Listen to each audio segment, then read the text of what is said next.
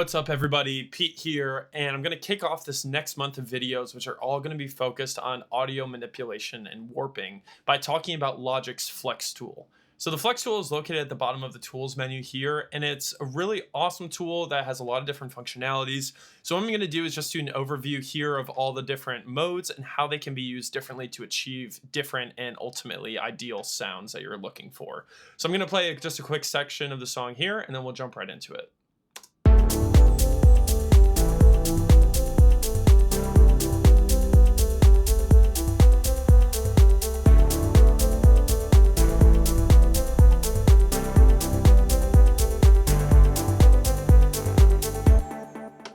Cool. So I have bounced out just this bass here to audio. Let me just play it quickly for you.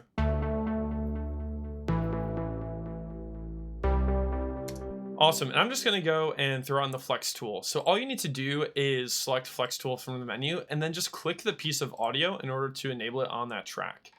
So once that's enabled, if you go over here to your menus, you'll see that Flex mode is flipped on. So basically, if we click this drop down here, you'll notice that there's a few different kinds of flex. So to quickly go through them, flex pitch basically is a tool they do transformations for melodic audio.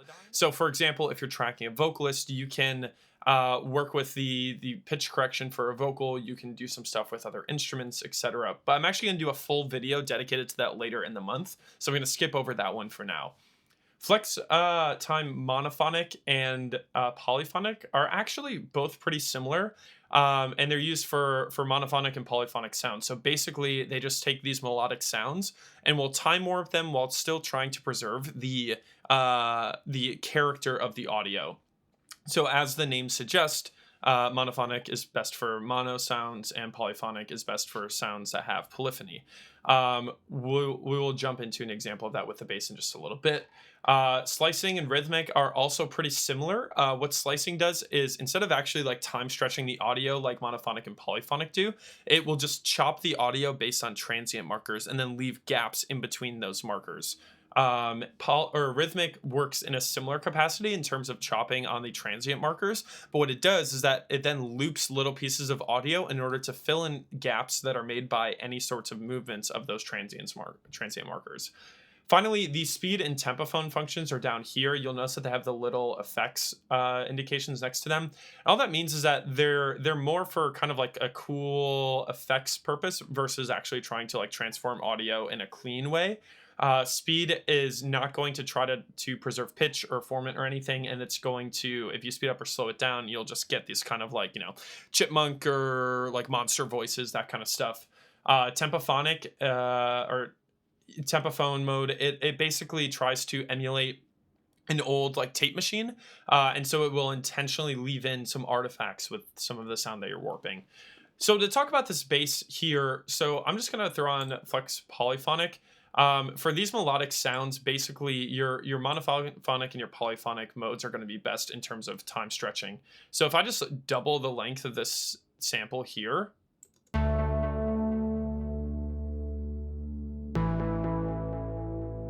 you'll notice that's basically just slowed down those notes, and actually it did a pretty good job in terms of preserving the audio quality and not creating any artifacts.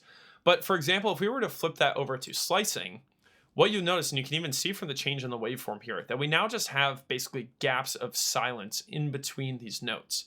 So this actual piece of audio, nothing in here has actually been changed. And so it just creates this little bit of silence based on where these new transient markers got moved to. So if we bring the size of that region back down to where it was, you'll notice that those gaps in the audio actually just get pushed close together. Cool, so let's jump to another example. I'm gonna go up to one of the drum sounds. Let's do the hat. So that's just the initial sound there. So basically, I'm gonna do the same thing in terms of deleting that region and stretching this out. So if we just go and throw on flex mode to this track and double the size of this audio region, you'll see here that Logic actually tries to automatically guess what type of flex mode is going to be best for a sound, and so it's already put on slicing. So if we just play here, The hats actually sound pretty good, and the reason for that is that there was already dead space in between each hat instance, and so this has now just expanded that amount of quiet space. So the actual hat itself hasn't been transformed. But if we were to flip on polyphonic mode, for example, you'll see here that the actual regions of the hats are stretched out. So now those samples are distorted because the actual audio of where that hat was taking place has been stretched out, whereas slicing keeps the hat audio exactly how it was. So those are just a couple examples of how different flex modes can help you achieve different sounds. I think the most important thing to bear in mind is that flex mode isn't just this automatic throw it on a track and you're good to go, that there are a few different variations of how you can use it that will help you achieve different sounds. So just bear that in mind for your own productions, and as we go through the rest of the videos this month, I'll go through some more advanced features of flex mode.